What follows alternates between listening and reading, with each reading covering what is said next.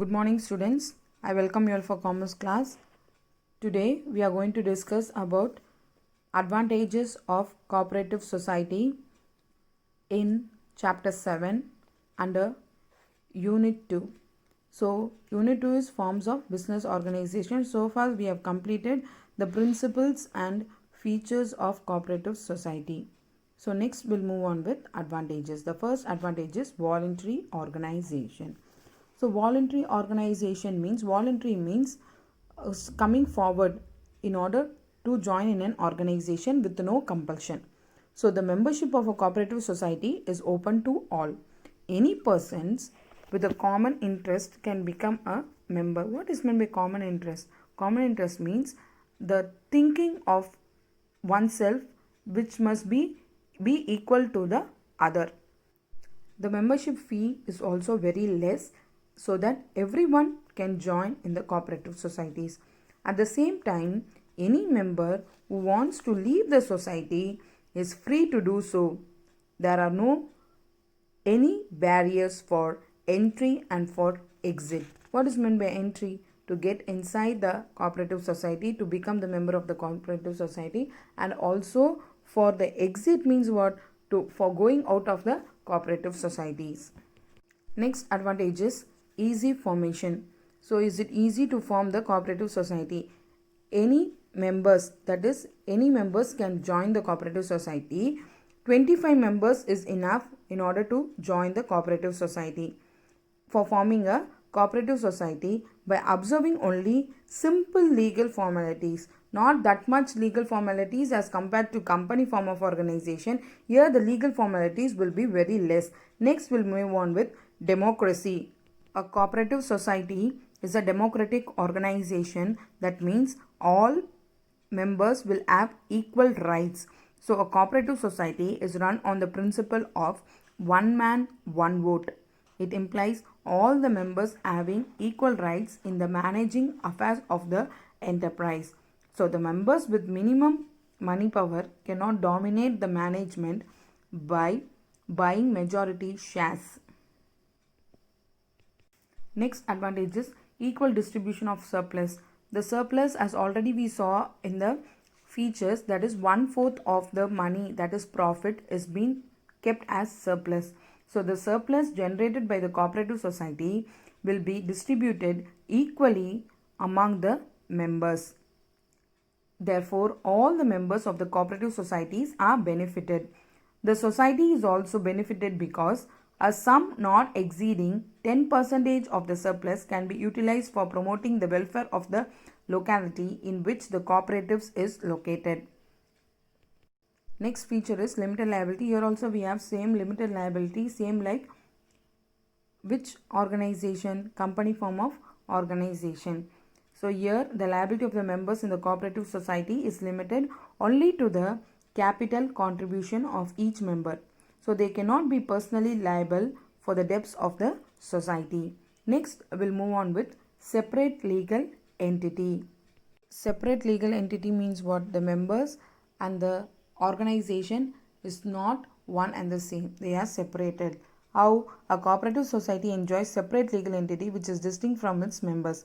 Therefore, its continuance is not affected by the death, insanity or insolvency of its members. It enjoys perpetual succession. Perpetual succession means what? Continuity of life. So the members may come and go, but the cooperative organization will go on forever. Next is each for all and all for each. That means if everyone will work for the benefit of others and all will work for the benefit of each and everyone in the cooperative societies. So the cooperative societies are formed on the basis of self-help and mutual help. Therefore, members contribute their efforts to promote their common welfare. That is, the efforts means what? The hard work. They are putting in the hard work in order to bring up the cooperative society for the welfare of the cooperative society, for the well-being of the cooperative society. That means what? The well-being of the members in the cooperative society. So their well-being must not be affected. In such a way, each and every member will work with self-help and mutual help. Greater identity of interest. Interest means the work they put in, the hard work they put in, who the members. So their hard work will be seen. That is termed as identity. So it operates in limited geographical area. In the local area people only can become members of the cooperative society, and there is greater identity of interest among the members. So the members, what they do, they try to interact with each other. They can cooperate and manage the activities by themselves in a more effective manner. Next advantage is government support. So the government also supports the cooperative societies with a view to promote the growth of the cooperative society, and also it extends a greater support to them in order for providing a better upliftment of the societies. Government also provides loans to the societies at a cheaper rates of interest and also provides subsidies, etc. Next is elimination of middlemen. In cooperative societies, middlemen are being eliminated.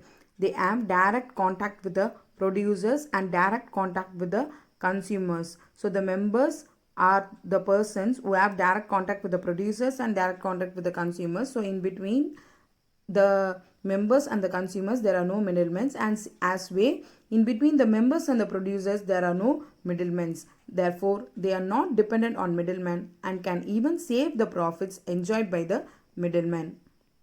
Next is tax concession. To promote the cooperative movement and also because of the fact that is a non-profit enterprise, government provides various exemptions in taxes, and also they give concession for tax payment. So the burden of paying tax is being reduced for the cooperative societies. Next advantage is rural credit. Rural credit means what? The credit allowed in rural areas. So the cooperative societies have contributed significantly in freeing villages from money lenders. Earlier, money lenders used to charge high rates of interest from the villagers, that is the farmers, and the earnings of the villagers were spent only on payment of interest alone. So what they did, they tried to provide cheaper loans at low rate of interest. When they provide this cheaper loan at low rate of interest, they are benefited. After the establishment of cooperatives, the rural people were able to come out of the grip of money lenders. That means they are set free from the money lenders. Next, we'll move on with disadvantages of cooperative societies, that is demerits. First demerit is limited funds. Limited funds because of what? They provide only limited capital. The membership fees also is very less. So the funds available with the cooperatives are limited. The principle one man one vote principle also limits the payment of dividend. They even can't expand the activities beyond a particular level because of the limited financial resources. The next disadvantage is over reliance on government funds. That is, they rely only on government funds because the sources available to them is very less. The funding and the amount of funds that would be released by the government are uncertain.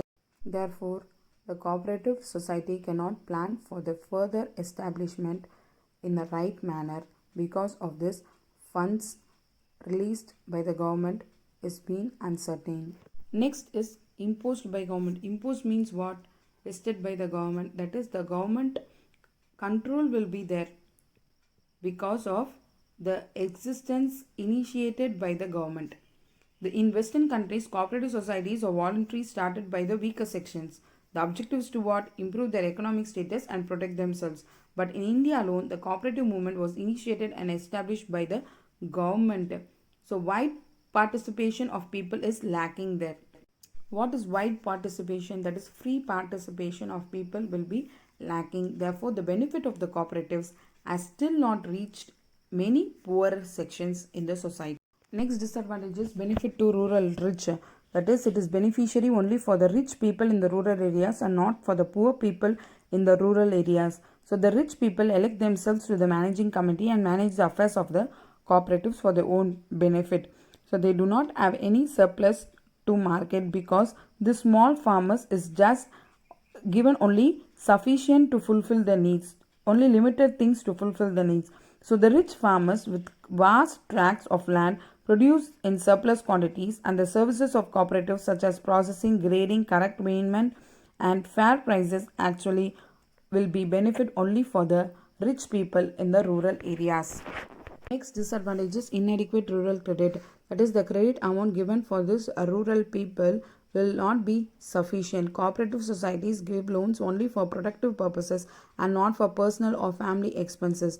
Therefore, the rural poor continue to depend on the money lenders for meeting the expenses of marriage, medical care, social commitments, etc. So they are still in the clutches of the money lenders. With this, we come to the end of this part, students.